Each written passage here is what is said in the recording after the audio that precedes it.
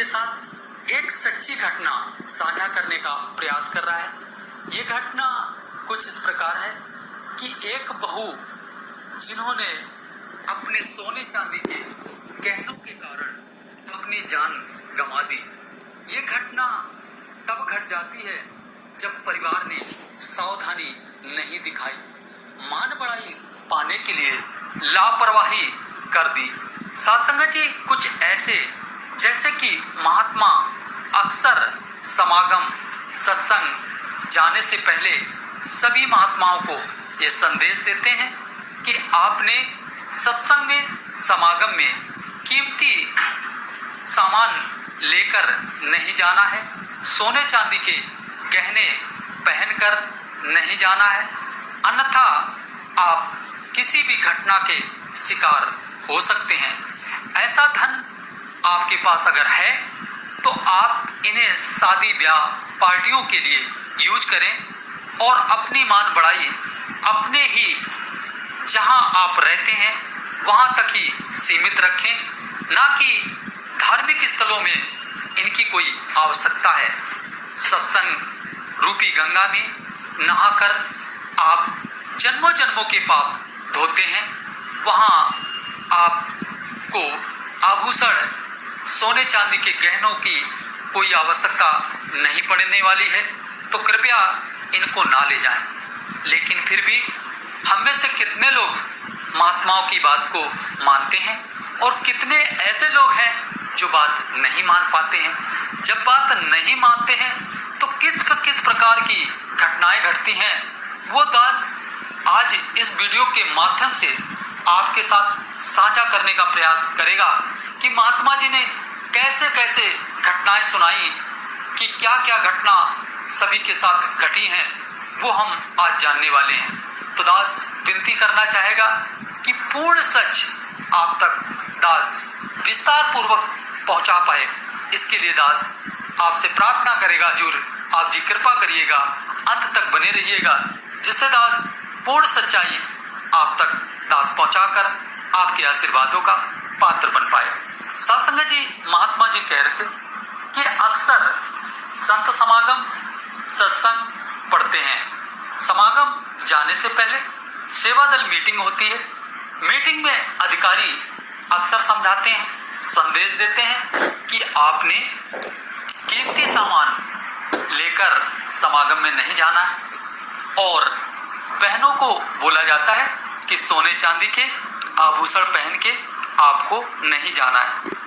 लेकिन साथ संगत जी, हम में से कई लोग बात नहीं मानते हैं। जब हम बात नहीं मान पाते हैं तो क्या होता है कि हम यहाँ से गए वहाँ समागम में और साथ संगत जी माता जी के विचार चल रहे हैं और तभी पता चला कि आपके काने का एक बाला गिर गया, कहीं किसी के गले की चैन गिर गई, जिस कारण साथ संगत जी आप उसे खोजने में लग जाते हैं।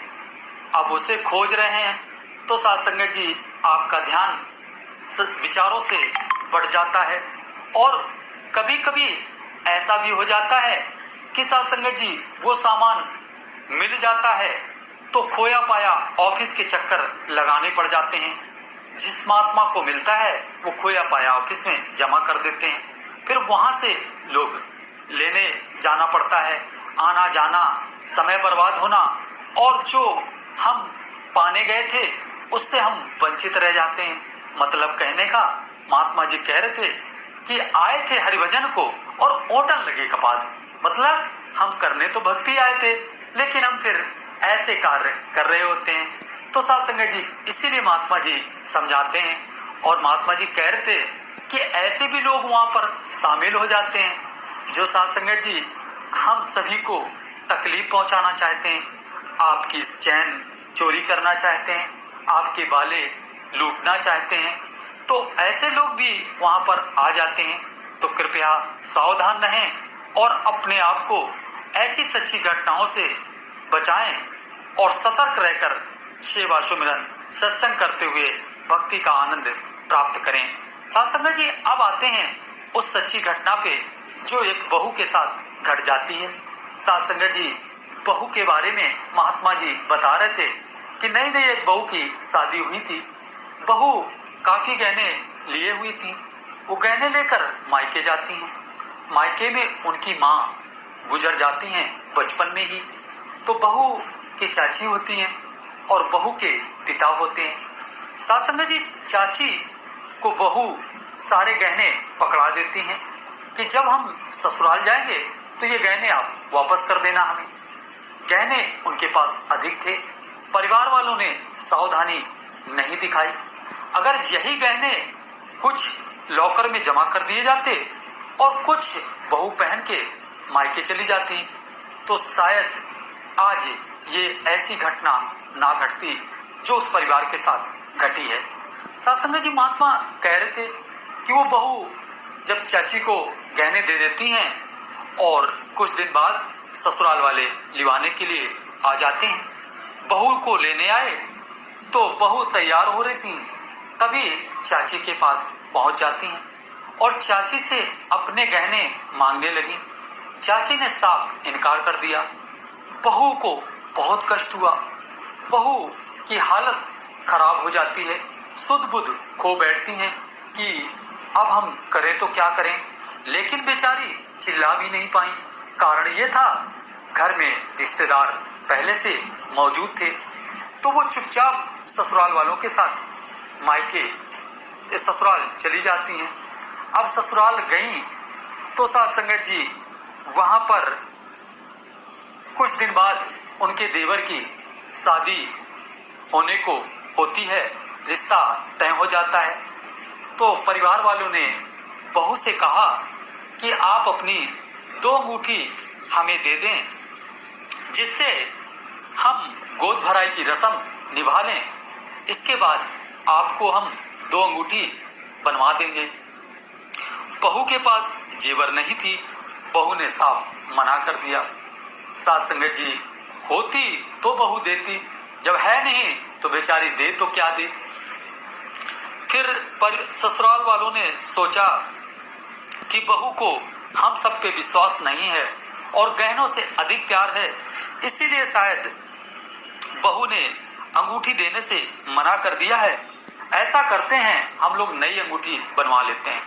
परिवार वालों ने नई अंगूठी बनवा ली। सत्संग जी, अंगूठी तो बन गई। अब गोद भराई की तैयारी भी होने लगी।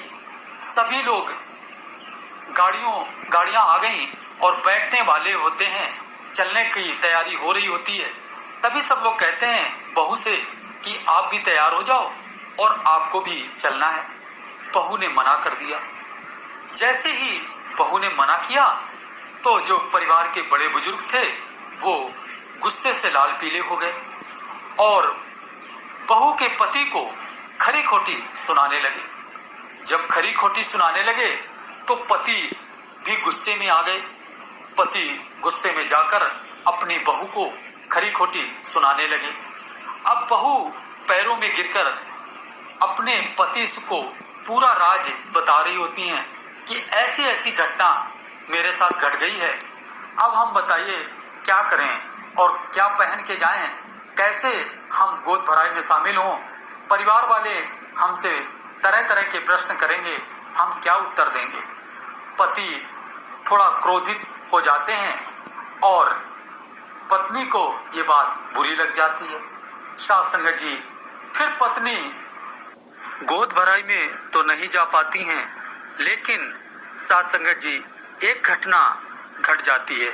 बहू अपना कमरा बंद करके अपना जीवन समाप्त कर देती हैं। साथ संगत जी, ये घटना जब परिवार वालों को पता चली तो साथ संगत जी हड़कंप मच गया। साथ संगत जी, सभी की आंखें रो रही होती हैं और सब अपने मन में ये सवाल कर रहे होते हैं कि ऐसा कैसे हुआ और ऐसा क्यों हुआ। साथ संगत जी, लेकिन हम सभी जानते हैं कि साथ संगत जी ये जो घटना घटी, ये सावधानी ना दिखाने के कारण। इसी प्रकार महात्मा जी ये घटना